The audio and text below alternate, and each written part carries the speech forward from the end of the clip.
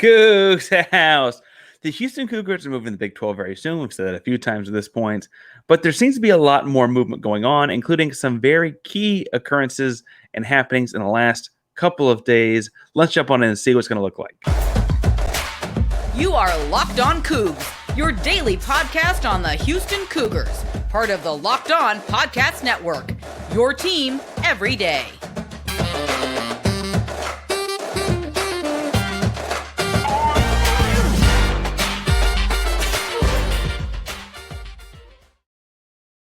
Welcome to Locked On Cougs, the daily podcast about your Houston Cougars. I'm your host, Houston-born teacher and coach Parker Ainsworth, here to break down all things Cougs. If you're a U of H fan or just a hater can't stop by, please be sure to subscribe down below.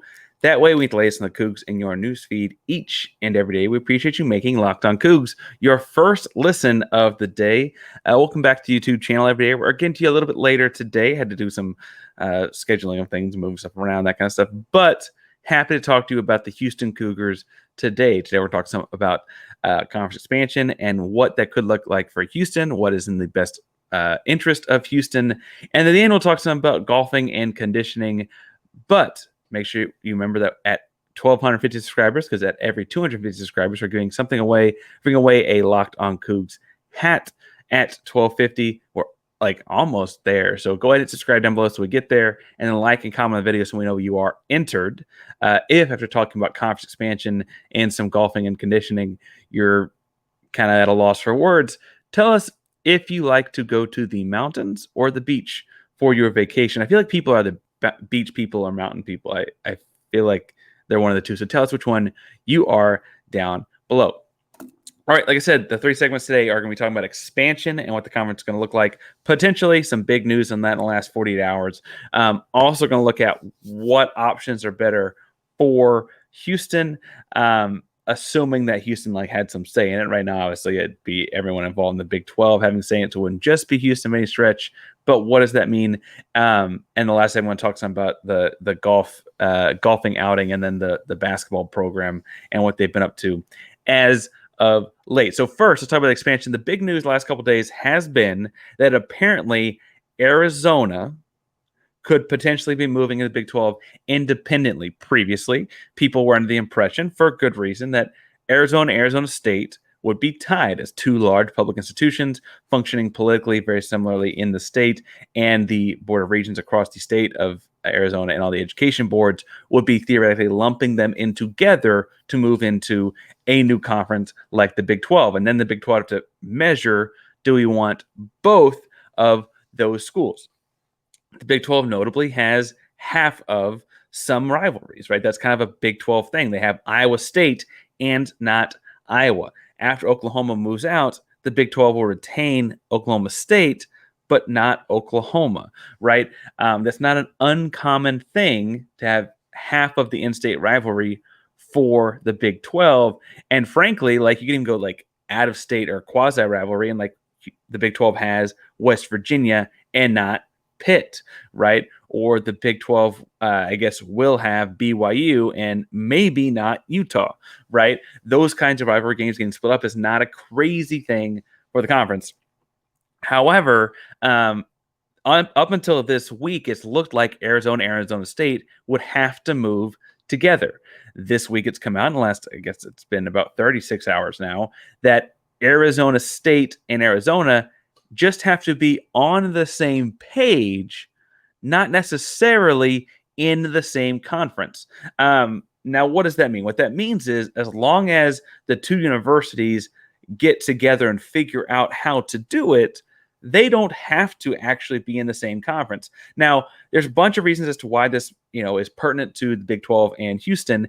And that's first because you don't get to that conclusion without having talked through those options with your university, with the other university, and with the powers of the state that be, right? You would not theoretically be looking at doing this or having this conversation if one of the two schools were not seriously considering a Big 12 option. I think part of what's interesting in looking in here is that not only would Houston and the Big 12 rather have Arizona, it appears that Arizona may be the one that's more poised to leave as well. You can see that in things like the investment they've got in different facilities and the investment that they put back in their programs. That seems to tie more into what the Big 12 schools will be doing as opposed to what the future of the Pac-12 schools may be doing. Arizona State, however, and this is not necessarily like intentional shade, it's just reporting what's happening. They spend less money on things. They spend less money on things and do things cheaper. And that tends to lean them into more of a conference, not necessarily in the same academic sense, but with the Stanford of the world or with a Cal of the world or with those Pac-12 schools that are going to be spending less of the money back on the athletic side of things. Now, we can talk about the AAU and talk about this, talk about that, and all the like latest transformations about what schools are going where. But that revelation is big time because not only does it mean schools are talking to one another about this, and Arizona is looking at potentially splitting this up, but it also means that it feels like very intentionally, whatever the decision being made is, Colorado, Arizona, UConn, Gonzaga, whatever the decision being made is for this the 2025 deal, right? Whatever that may be, that decision's going to be made kind of unilaterally at one time, right? Because at the same time as this Arizona discussion, you're having meetings in Colorado, in Boulder, amongst the board of the university and the AD, and they're flying back and forth. They're doing people are tracking flights online. I don't know if you've seen that, but people are tracking flights back and forth between DFW Metroplex and Denver, Colorado, which they're attributing to like these private jets going back and forth.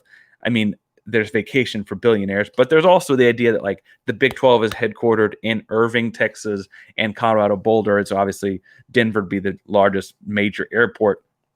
So there's some of that conversation happening as well. You have similar kind of conversations happening about what's going on at UConn. And so all of these dominoes are lining up to work together. And part of the reason I was hoping to get this out later today, as opposed to like first thing in the morning they typically are, is I was hoping we'd wake up to some news. We did not. I snooped around a little bit. Nothing too terribly has changed since Monday night. But in looking at that, you're seeing a true expansion conversation happening, and what is leading myself to believe, and I think you'll understand and hopefully believe as well, this is all going to happen at once. You're going to get like a single press release. It might be a big I was about to say Bowlesby, but a big Brett Yormark conversation afterwards with the media or something like that. Or you may have like the Brett Yormark conversation and media presence, and then like Dion and Arizona and UConn or wherever the different places are all happening. But this is all going to happen at once. This is not going to be a slow trickle. This is not going to be a domino effect of one after the other. The dominoes are happening behind the scenes. We're not going to get privy to any of that at all.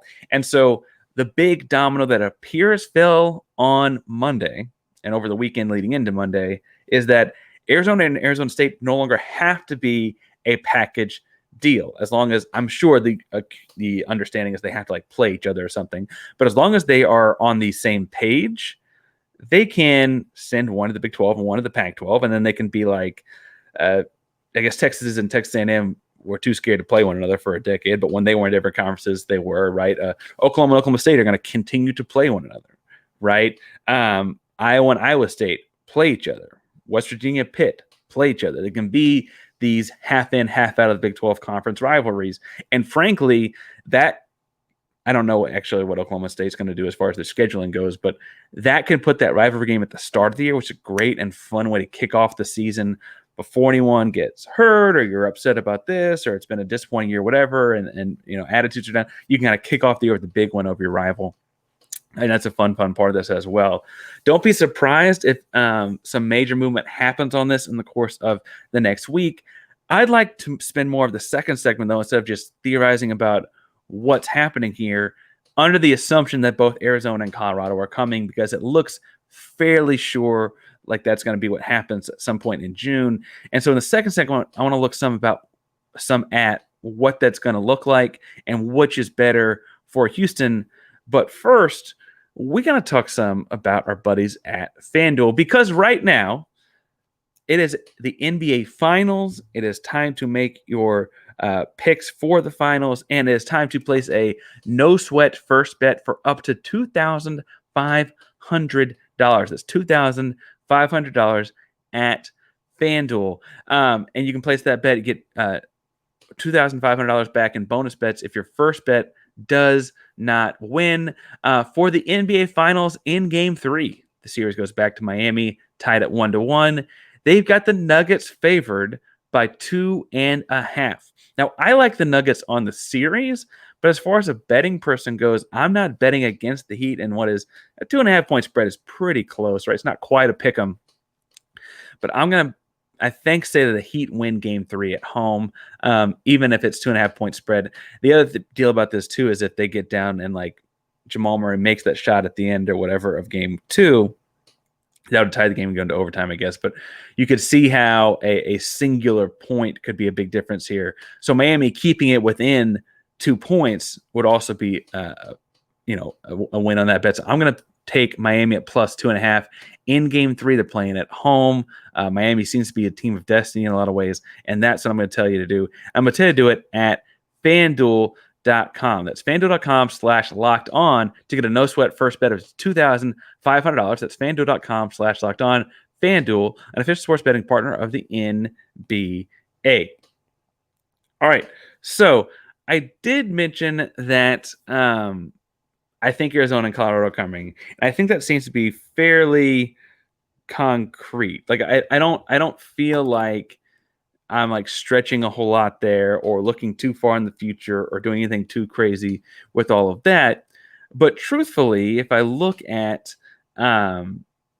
both what Arizona brings to the table, what Colorado brings to the table, they both feel like very natural culture fits first and foremost. They both are places that enjoy recruiting in the state of Texas. And Colorado quite literally was a Big 12 school beforehand. But I think that as I look at these two schools, they both are schools that, have a lot of school spirit. Unlike Houston, but like a lot of the Big 12, they kind of are smaller towns, and obviously being near big cities, both near Denver and near Phoenix. They're near big cities, but they are these like college insulated towns and fields, not unlike Lubbock, not unlike Waco, right? Not unlike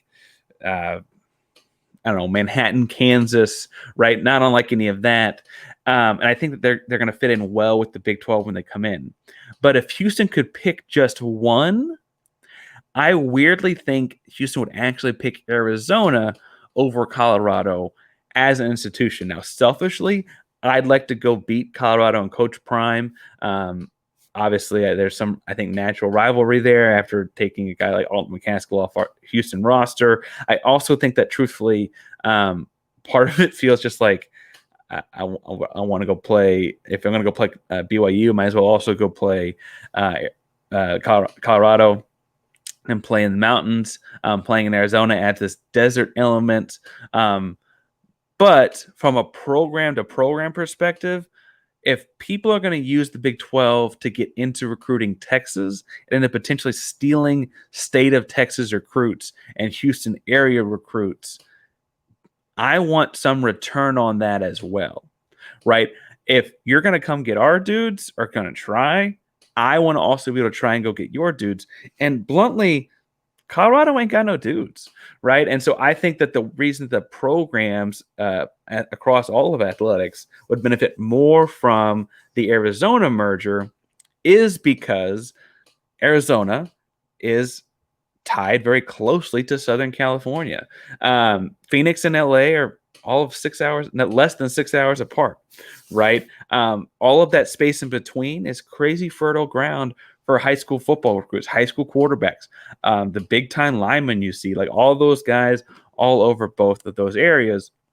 And so much like Arizona will be telling kids in the state of Texas, look, we're playing these Big 12 schools and all that.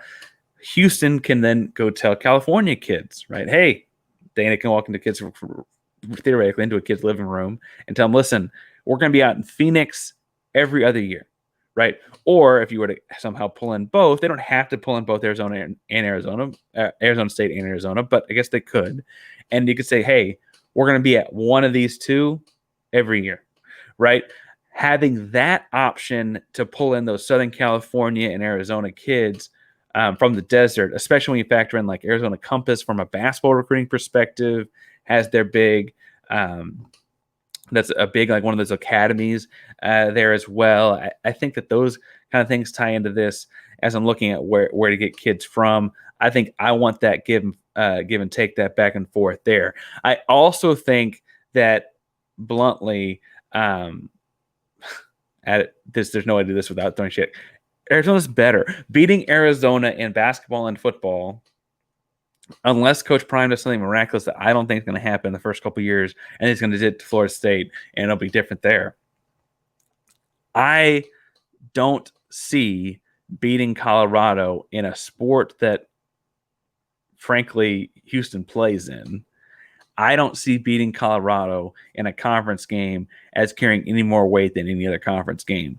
Whereas there have been years where beating Arizona in football, and certainly beating Arizona in men's basketball, carries a lot of weight nationally, right? Certainly more than beating Colorado, which was 1-11 in, or whatever, 1-10, 1-11 in 2022, right? I don't think that is going to be a program that turns around very quickly. I understand they got a lot of new faces, including our Alden McCaskill, but I don't see that. I mean, they open up the season with TCU, and they may surprise the world in that game, but I'm not predicting it, right? And so if Houston can get the school with more historically strong programs and better recruiting grounds, I don't think this is like a question as far as which is better.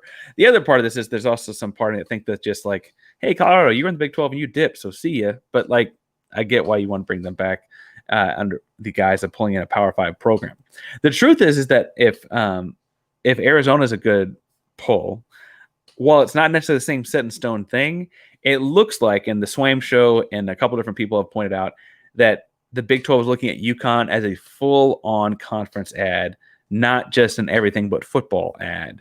The big deal there will be that would require UConn to commit to donating a bunch of money or putting a bunch of money into their football program to kind of elevate it to a Big 12 caliber football program, even if it's at the bottom of the barrel in the Big 12, right? Part of me almost feels like if UConn is actually able to invest in their football program like that, then that actually might be the best ad of all of these, right? For Houston specifically, get you into the Northeast market. UConn is 2 hours away from New York City, right? You can go play games in Madison Square Garden, right? You get to play the basketball programs playing these Rucker Park exhibition showcase kind of things, right? That's UConn helps facilitate more of that kind of stuff, more of that kind of mecca of basketball kind of stuff. And the Big 12 is a basketball-heavy conference. We know that Brett Yormark wants to be a basketball-heavy conference. He understands the value there that maybe the rest of the country is slower to as it's starting to build, right? So if UConn will build its football program up to being a Big 12 program, and they've had like Byron Jones, or like they've had football players come through there, I weirdly do feel like that's actually the better program because of, you mentioned the recruiting proximity to Southern California and Arizona and stuff like that. Like, this is the tri-state area. This is the Northeast corridor. This is New England. This is New York. This is all of those things in market and recruiting base up there for you, right? It gets you into parts of Pennsylvania too, frankly, as a recruiting field because of how all those cities and states are interconnected, right? People take the train. People live between Storrs, Connecticut, where UConn is, and New York City, and will commute into New York for work every day, and then commute up to UConn for a basketball game on Big Monday, right? Like, those kinds of things are not crazy. And so adding UConn, if they will actually donate to that football program like they should, or leave that out of the deal like they might actually be the better ad in a number of different ways. That seems more on the fringes, though. Comparing just Arizona and Colorado, where it does feel like they both would come, I'm more excited as a Houston person about Arizona by leaps and bounds, even though it's going to be nice to beat Deion Sanders every now and then. Now, in the third segment, I want to talk some about the latest of the basketball program, which is not going to be a golf program anytime soon, but certainly played some golf So let's talk about that for a second. The Houston basketball team went on an NIL excursion on Monday and did an all-day golf event. First of all, there's a couple different guys and some sneakers that had they were more Nike sneakers than Jordan sneakers. Had the swoosh on the side. If you can identify those, know those are. Tell me in the comments down below. I'm intrigued by what those are. But aside from laughing at Terrence Armstrong having trouble getting the ball off the tee and stuff like that, it was encouraging to see a large form team-wide NIL event done by Lincoln Coogs and Landon Gosling, because that's the kind of thing that this program wants to move into the next level. It appears throughout college athletics they're going to have to do, right? So really, really encouraged to see that. The other thing is that they went directly after a conditioning session that morning. They were outside of the field. They were running around. Doing sprints, pushing sleds, pulling things, all that kind of stuff. And LJ Cryer spoke to now they all spoke not to some form of media, but LJ Cryer spoke afterwards. And I thought that Cryer said, coming from Big 12's Baylor, right, a cross-conference institution, LJ Cryer was quick to point out, like, they didn't get on the turf when he was at Baylor. They didn't get on the football field. They didn't do these football type of conditioning workouts. Now, that's me paraphrasing, but I think it's interesting that a school in Waco does not do that, because one of the conditioning elements I would think you'd want to use to your advantage in the state of Texas is getting acclimated to that heat, getting out and running around in that crazy, crazy weather that is Texas, because it's always going to be like, it's only going to make you more prepared or in better shape or more able to fight against being tired in an air-conditioned gym, right?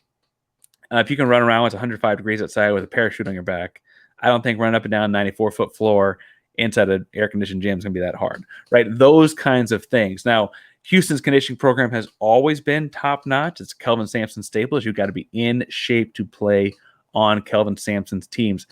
But I think it was interesting that Cryer pointed out that was already, day one was already higher on his list of like awful experience. Like, it was a more difficult experience than things he had done at Baylor. Really, really interesting to hear that from a conference foe, and especially one that was on the national championship teams at Baylor. His welcome to college basketball moments were a national championship season, and he's like, no, what we're doing at Houston is already more difficult in terms of conditioning. So I would say that speaks highly on Alan Bishop, who's in charge of the sports performance kind of stuff with the Houston Cougar basketball program. I would also say that speaks highly of the standards that Kelvin Sampson has put down for the Houston Cougars in terms of their conditioning. And I'm really excited to see where that goes. Now, I have to be honest, watching guys run around makes me giddy for next basketball season. Moving to the Big 12 is a big, big deal for the basketball program, because the best program in all of college basketball, or the best conference in all of college basketball, and there have been years, certainly as well as last year pre-tournament, I would say that Houston looks like the top program in all of college basketball, right? And so getting to compete against Kansas's and Texas's and Baylor's and even to some degree Texas Tech when they've been good recently, like those kinds of programs I think are going to be really fun to be a part of and compete against. So getting in shape for that just kind of gets me already giddy and excited about that. It's probably when I wanted to throw them in the third segment. It does look like the summer football workouts are underway as well. Obviously a little bit different because their season starts in the heat in August, so they got to be in a whole different kind of shape. They're more in mid-season or closer to mid-season shape, but it's an exciting time to be a Cougar as things are pointing towards the Big 12. Guys are working out in the summer, getting ready for next season with Big 12 logos on. It's going to be a fun one for sure. Make sure you find me at Painsworth512, PAINSWORTH 512 on Twitter, Instagram, and all your favorite social media handles. I'll be happy to talk about what else I'm noticing about the offseason for the Cougars, what else the Houston Cougars look like they're going through in the offseason, and all of those kinds of things. We'll also talk Houston Rockets, Astros, Texans, etc. All things here at Locked On Cougars. Make sure you subscribe down below and then find me on social media at Painsworth512 to talk about it. Thank you all so much for tuning in today to Locked On Coogs and making us your first listen of the day, even if it's a little bit later in the day. Make sure you go make something Houston-based your second listen, like Locked On Rockets. I know that Jack's doing a great job preparing for the draft over there. Thank you all so much for making Locked On Coogs that first listen. Again, even if it's a little bit later, Locked On Coogs is a proud member of the Locked On Podcast Network. That means your team every day. Go Cougs.